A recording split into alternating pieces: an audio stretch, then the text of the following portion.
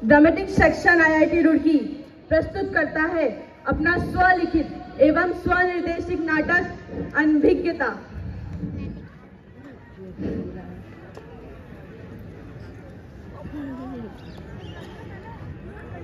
Hello, कल छुट्टी है? अच्छा हाँ, कल तो कुछ परेड होती है ना। Just leave it. ओए, परसों हिस्ट्री का लेक्चर क्या बोरिंग था यार। But you know, it's still the second most ignored thing. Guess the first one.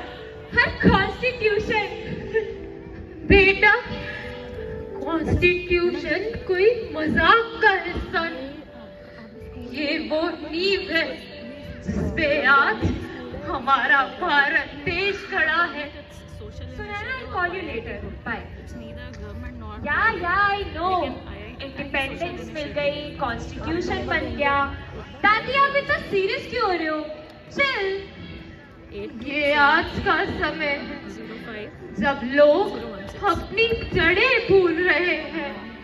कैसे समझेगा संविधान जब इतिहास से मुंह मोड़ रहा है? पता है नेहरू जी ने क्या कहा था? हमारा संविधान केवल नियमों का एक समूह नहीं है, ये समाज को बदलने, इसे न्यायपूर्ण, निष्पक्ष और समान बनाने का एक माध्यम है, ना कि वो जो स्कूल की किताबों का एक हिस्सा बना दिया गया है। अरे दादी chill, constitution is not a big deal. Freedom, rights वगैरह वगैरह तो बेसिक्स है, हर कंट्री में होते हैं। वैसे भी सिविक्स का एग्जाम ना हो तो कौन ही पढ़ता है ये सब। कभी इस नकाबपोशी दुनिया से फुर्सत मिले तो हमारे संविधान को पढ़ने की कोशिश करना, जिसने हमें उपहार दिए हैं मौलिक के अधिकार भी, धर्म कर्म संस्कार दिए हैं जीने का आधार भी। वो संविधान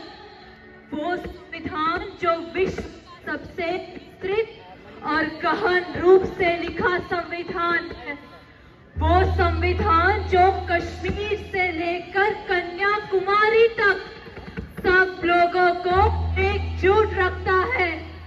कुछ देश समृद्ध तो हो गए हैं, लेकिन वहां के लोगों के पास स्वतंत्रता नहीं है। हमारा देश जो धीरे ही सही परंपरा, स्वतंत्रता और एक नई ऊर्जा के साथ आगे बढ़ रहा है। यह सब कुछ संविधान के कारण ही तो हो रहा है। यूं अपने विचारों को खुलकर बोल पाने की आजादी भी हमारे संविधान की ही देन है, जिसे तुम्हारी किताबों में right to freedom of speech, हाँ, right to freedom of speech कहकर पढ़ाते हैं। और भारत में हमेशा से सब कुछ नहीं चला आ रहा है। मतलब स्वराज के बाद हालात मुश्किल थे। विभाजन, हिंसा के आगोश में देश को शांति की आवश्यकता थी। नेताओं को एक विविध देश को एकजुट करना था और एक नए व्यवस्थित संविधान का निर्माण करना था। डॉक्टर अंबेडकर और अन्य नेताओं ने न जाने कितनी मुश्किलों के बाद इसे तैयार किया, ताकि हर नागरिक को समान अधिकार मिले।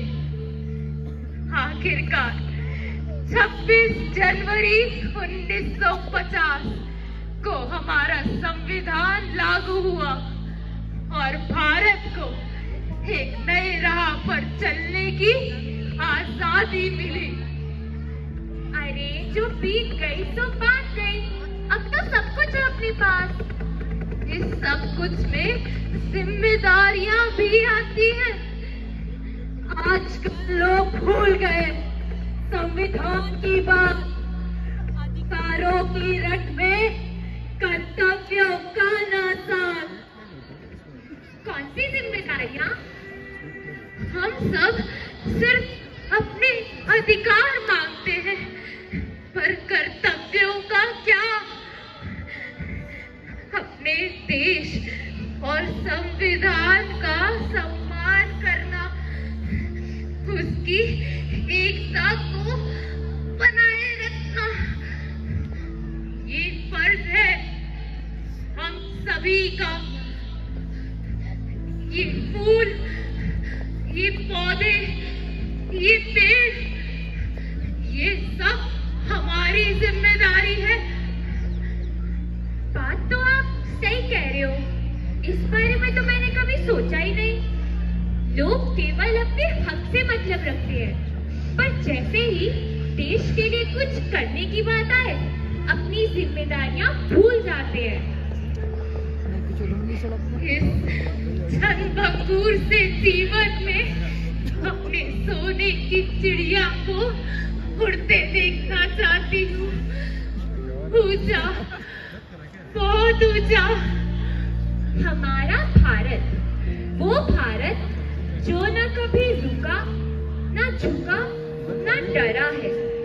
वो भारत जो वीरता की वसुंधरा है।